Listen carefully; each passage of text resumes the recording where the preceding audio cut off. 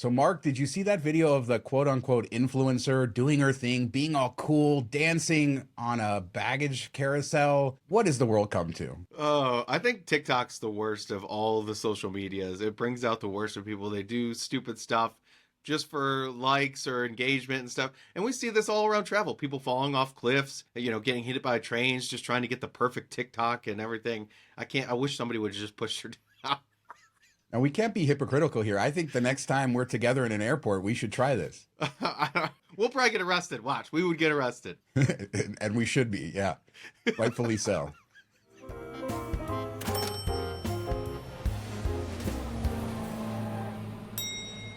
A lot of people, I'm sure, on social media saw this week some crazy videos of that airplane crash in Brazil. And it's unlike anything I've ever seen with an airplane, just basically falling from the sky as it spins. They still don't know exactly what happened to it. And anytime you see an accident like this, it's sort of scary, especially for people who are on planes all of the time. So they're investigating. They suspect maybe ice played a factor. Either way, this is just a terrible disaster. Yeah, but I've never seen a plane fall like that, like rotating and all that. Like you usually see it come down nose first or maybe float a bit, but never spin like that. It's just so bizarre. I know it's not a normal plane that we get on now. It's a propeller plane, which I think Alaska still uses some. They might be the only one in the U.S. of U.S. carriers that I know of that still uses those occasionally. But I don't think that really plays a role too much into this. It is something that I get, nervous about when you go overseas and you get into the third world type countries. If you're flying a local carrier, how safe is it? What type of regulations do they have? What kind of maintenance do they have?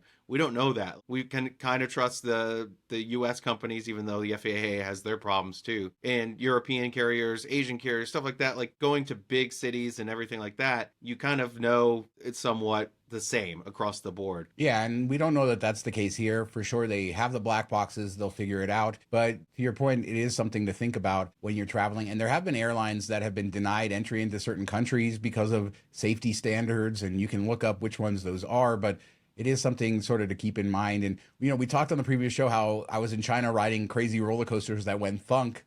Sometimes you just do what you're used to doing and you don't think, oh, maybe the standards here are a little different. And I guess this just applies to traveling in general. Kind of open your eyes and make sure you're being safe. Make sure the standards that you expect are being followed. And again, we don't know that that wasn't the case here. It most likely was not the case here. This airline has a decent reputation as far as I understand, so we're certainly not doing that. The pilot had enough experience. It's probably just a terrible tragedy. I mean, we always tend to get scared by things like this, and then you look at the records overall of the airline industry and how safe it is. Thousands of flights all the time, no issues, so it's crazy. What's also crazy is Spirit is turning into a regular airline. All of this news the last month, I mean, I would have never been able to predict this, and it almost seems like the airlines worked together to make all of these announcements, but they didn't. Southwest changing their entire thing, JetBlue adding Mini Mint to their planes. Frontier has already changed their whole strategy, and now Spirit is basically going away from the low-cost carrier model, and they're adding new fare buckets that include a basic economy that's kind of like what they had before, but then a regular ticket that includes your bags all the way up to the big front seat, turning into domestic first class essentially. Yeah, and I've said for a long time I thought the big front seat was the best deal in domestic travel because you could get a cheap ticket sometimes for like $20, $30, and then you could buy up into the big front seat, add, $50 to $100, $150 depending on the route. You have a first class seat essentially that's cheaper than I would have paid just to fly Delta economy and stuff like that. Happened quite a bit. So this is kind of interesting. I wonder if everything's going to cost a little bit more. It's interesting to see now that the big front seat will include some beverages, alcoholic beverages, stuff like that. Where before it was you just got the seat, you didn't get any other spiffs with it. So it's kind of interesting to see them do that, but I just feel like it's going to be, everything's a bit more expensive than it used to be. You can still buy the tickets in the airport like we talked about, save a little bit of money that way. But even then, they're kind of rude about it. It's like, then don't charge the fee. I don't know what you want from me. I still think you're the only person in the entire country who does this. But yeah, free buzz balls up in first class. But they also have the Go Comfy fare, which is sort of copying Frontier, where they're going to block out the middle seat, kind of like European business class. The one downside is they have really bad seat pitch. The seats are not comfortable, 29 inches, and that's not going to change. So even with an empty middle, you're not going to have great leg room. The big front seat will be great, but it's not going to be exactly comparable to the, more established big three and those types of airlines, but certainly better. And I think that for some people, it's going to be cheaper, because I think there's a lot of people that get caught up in these baggage fees and stuff like that. And depending on how they price these fares, I think that it might be better for some people, worse for others. But it is just interesting to see how the entire airline industry in the US has transformed itself in the last month. Yeah, it's crazy to see, and I should say the big front seat doesn't recline, so you're down a bit there too, where you get that on all the other carriers besides like a Frontier, but they don't have a big front seat anyway. But yeah, I think it gives you options. A lot of people get caught at the airport and get charged a really high bag fee because they didn't pay ahead of time, which is kind of like a gotcha type thing. So maybe this protects them against some of that. I always just bring a backpack whenever I fly them to avoid all of that. But even then, sometimes they'll look at your backpack and say,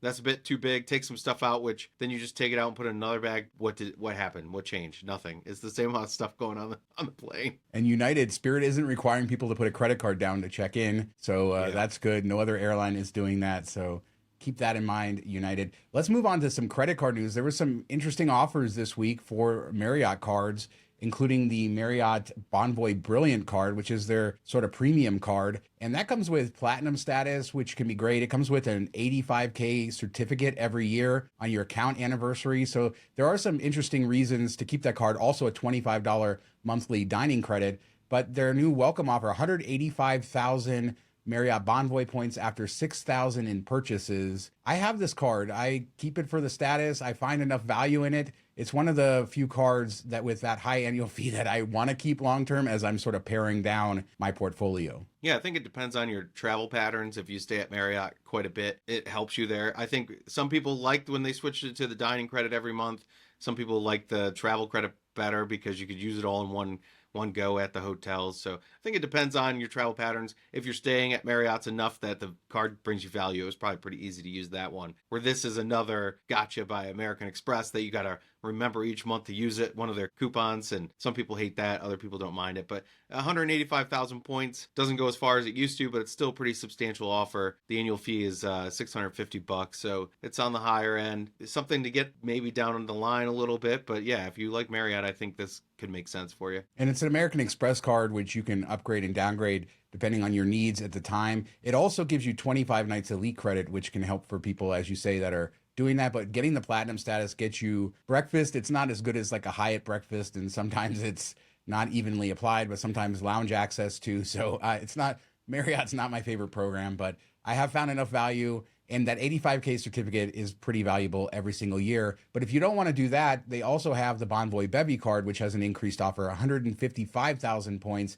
after 5,000 in purchases. It has a $250 annual fee. It only gives you gold status, which not really great, not really worth getting. But if you don't want that higher annual fee and this sort of works with you, 155,000 on this one, you get 15 nights elite credit on this card compared to 25 on the other one. Yeah, and this one has the free night certificate that you can earn after 15,000 and spend. That might make it a more attractive offer for some people, at least within the first year, because that's based on calendar year. So January 1st, it resets. So within that, if you sign up now and you're a big spender, if you can spend $15,000 by the end of this year, and then another $15,000 next year on it, you could earn 2 free night certs technically. Good stuff. And one of my favorite cards also, there's some no lifetime language offers. You wrote about them on Travel on Points.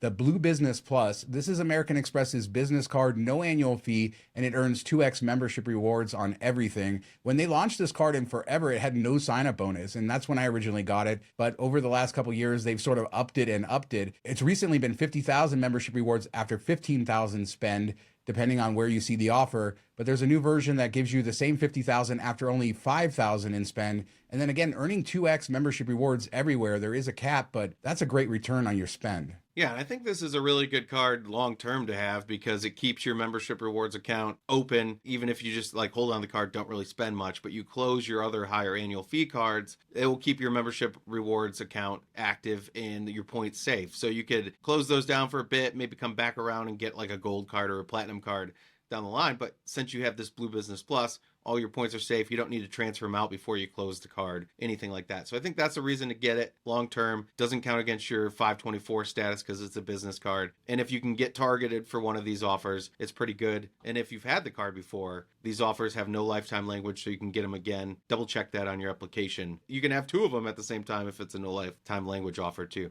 And 0% intro APR for 12 months on purchases, which is huge. I've used this offer the last couple of years, or similar versions for this card, to scale up my spending for my Amazon business during the fourth quarter, because you get 0% APR and you're not paying on that. So and that's just more rare these days. It's not the primary reason to get this card, and you obviously shouldn't go into debt. This is just more of being able to get that money for free for a short period of time, and then make sure you pay it back before all that interest comes due. So good deal there, and certainly a card both of us have had. I have several in the family. So let's leave credit cards and on to some nutty travel news, starting with this Hyatt all-inclusive. 1 Mile at a Time wrote about this story, and a reader had a bad experience at a Hyatt all-inclusive, including food poisoning and some other issues, and they contacted the hotel, and the hotel offered 44,000 World of Hyatt points as compensation, and then asked the person to sign a contract, sign their life away, basically send a copy of their passport, sign this contract saying that they can't sue them or do anything else, which is sort of nutty. 1 Mile at a Time does not say what hotel it is. There are some pictures that hint at it, but because we don't know the name, we're not going to say it, because I'm not going to guess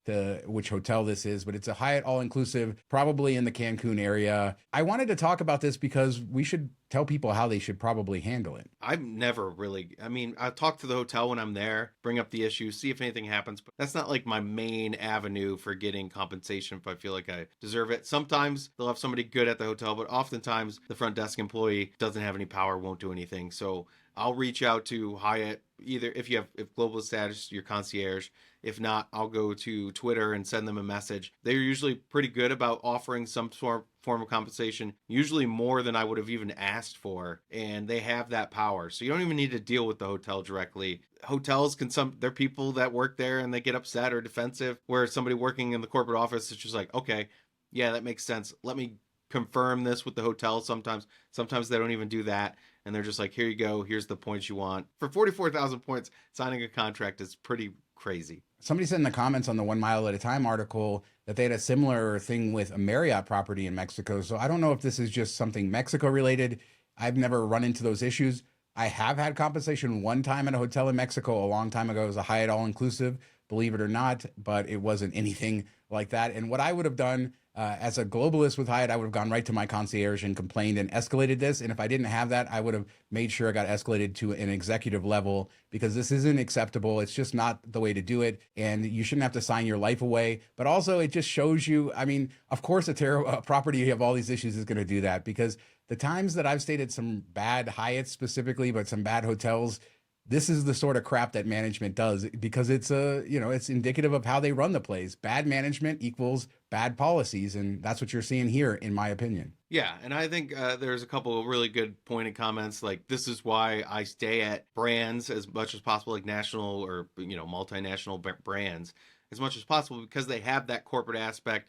They have the rewards program that you can go to, where if you're staying at like an Airbnb, you can go to Airbnb, but they're not the most helpful. Or if you're staying at an independent hotel type of thing, if they don't want to work with you, they don't work with you. Maybe you can file a chargeback on your credit card that might not go anywhere. So it's kind of nice to have this extra fallback or safety spot that you can go to try to get something taken care of.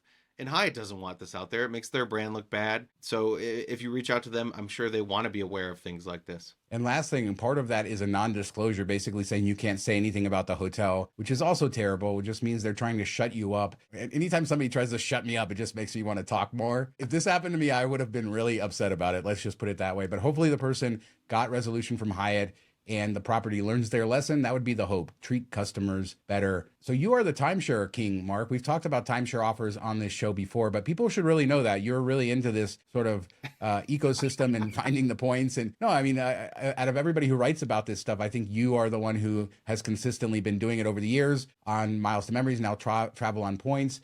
And there is a virtual timeshare offer. This was it a couple years ago that that first big one came out? Was it during COVID or something that you wrote about? but there's a great one going on now, right? Yeah, it came out. It's pretty much the same as that one was, if I remember correctly. But it kind of blew up, and they filled up all their slots and freaked out. And then they tried to cancel some appointments, and then they ended up honoring them. And so it was like a random back and forth. But the public offer, when you click the link, is saying 20,000 points for doing a 90-minute presentation. If you're married, you have to have a spouse or cohabitating. You have to have that person there with you, and usually you have to make a certain amount of money. I guess if you're making over $100,000 as a household and you call in, they're giving some people 50,000 points. I wouldn't do it for 20,000, even though you're doing it from home over like a Zoom type of thing. But I would do it for 50,000 if you can call and get that offer. I think that's worth it. 50,000 points is worth, 300 some bucks for 90 minutes. You're making a decent amount of money per hour. You can use those points at lots of properties. So I think it's a good option out there. And then some people feel more comfortable doing it at home where they're not sitting face to face, having to say no to this person. They can say it on their computer and all that type of stuff. Makes it a little bit easier. They can't lock you in a room and, get you, sweat you and do all of that terrible stuff. This is Marriott, so it's not like it's some shady timeshare thing where they would actually lock you in a room. It's very desirable to be able to do this online, I think, for a lot of people. And if you can get the 50K offer, the only way this could be better is if you could get the 50K offer online and you never had to call or do anything. That's how I work. I hate getting on the phone, as you know. So there's the obstacle for me. But I think this is good. And continue to follow Mark. If you want to know about all the timeshare stuff, and we're not talking about buying timeshares, we're talking about getting gifts and miles and points and stuff that you can use to further your travel through doing these timeshare presentations. And, they know it's part of the game and you can be honest with them. You don't have to lie or be disingenuous or anything like that. Yeah, no, you can just tell them straight up, I'm just here for the points. Sometimes they still try to finagle you there. Other times they just shut it down pretty quickly. I don't know if I talked about it on this or just on the Miles Members podcast, the one I did in New York, and I told her I write about this stuff for a living. So, I'll probably write about this experience, just find it interesting. It's a good deal. And we got a New York trip for $100, $150, and then got 150,000 points, which is nuts. And she's like, oh, let me go talk to my boss. Came back like within the first 10 minutes. She's like, okay, you can leave. You're free to leave. That's the best way to do it. Just say you're a travel blogger and all is good. So Hyatt and American came out this week with their status match, reciprocal status match. They've done this in the past. Hyatt elites have a chance to earn American status if they're targeted. And I say that because I wasn't targeted. I was targeted last year. We'll start with this part because it goes both ways. But with the Hyatt elites getting American status, you basically got to keep running on the hamster wheel because you got to earn a certain amount of loyalty points. Last time I just did it for the first one just to get the original thing, and then I didn't keep it past that. But I'll show on the screen what you need, 13,000 to 67,000, depending on the status you're going to keep. This is so much worse than it's been in the past. I've done 3 or 4 status matches with American. 2019, they gave me executive platinum because of my Hyatt status, and that actually stayed all the way through 2023 because of the pandemic and stuff. So this isn't great for me, but I think for people who want to give it a try, and if you're targeted, check your promotions tab on your Advantage account. Yeah, I ended up getting it this year. My wife got it last year. She got gold. I got Platinum Pro. So I'm probably going to do it. I was spending on my business card, which earns loyalty points, and I had a big statement that was going to cut in the next couple days. So I was like, oh, well, this will kind of play out well that I'll earn a chunk and maybe I'll, just keep spending on that card and see where I end up. I don't know that I'll chase the top stats, but I should say if you want to go for something, upper tier, then hit it as hard as you can the first quarter, do as many shopping portals, all that kind of stuff to get those loyalty points, because I think that locks you in for future quarters too. Like you can't adjust it after that, is my understanding. I could be off there, but it's best to shoot for that and then keep it going from there. But I got it. Now I have a couple flights during the free period anyway, so it will help me out. Don't sleep on other status matches. Take that status and perhaps match it somewhere else, even if you only do it for the initial period. A lot of people do that, and I've written in the past, I haven't written recently about it, but I've done so many status match go-arounds where I get status here and there, and I take that status and move it over here, and it really can be fun and something to look at. On the opposite side, AA elites can get Hyatt status. I think you need 10 qualifying nights during the promotion to get Explorer status and 20 for Globalist status. We'll have a link to the full promotions. But basically, if you work with these two companies, make sure you link your accounts. And then there are some potential reciprocal benefits. Yeah, if you have status with one of the two, you definitely want to link it. You might want to link it anyway because you might just randomly get some type of match. Because if they're not linked, you're not going to get anything. And now for some cool Water slides. We talked on the Vegas show show about water parks, and now we're on water slides. But for years, there's been a movement in amusement parks for coasters where they've added VR experiences to coasters, and with mixed results. I think some of them have taken them out. People get sick, but there is this water park in Oregon that's done it for water slides, and it's even cooler because the water slides come out of an airplane. Yeah, it's a great tie-in for travel. It looks like a really unique park, and this is a cool S. I think this is a cool aspect to it because you're going down and it kind of puts you like you're on a flight, and it times up with your travel through the water slide, which I think is unique and something I can't remember seeing anywhere. So it'll be interesting to see if people get sick from this too, or if it's better because you're in a water slide versus a roller coaster. It's kind of something I would check out if I was in Oregon. When I was a kid and I used to go into those like black hole slides, they used to have one here. I used to get so claustrophobic. I wonder for people like that, if this would open it up, although this is not a dark slide if you did it without it. But yeah, I was looking at the video, like the graphics aren't that great.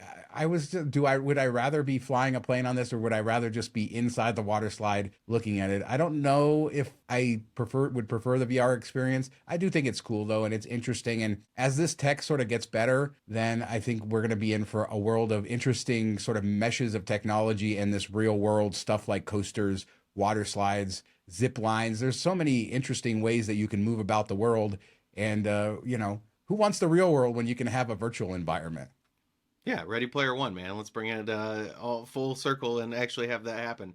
But I think the entry of the park is like 28 to 38 bucks, depending on if you're a vet and age and all that stuff. And then to do this ride is $10. So I think I'd do it once, but like you said, I don't know that'd be something that I'm like, oh, I gotta go do this every time I go or anything like that. But it's fun to check out something unique once. So let us know what you guys think about anything we talked about on this show, the VR slide, the credit card offers, $50,000 for a timeshare presentation in your pajamas, the crazy plane crash, everything we discussed. Leave a comment. We do a new show every Wednesday. Still a new channel. Subscribe.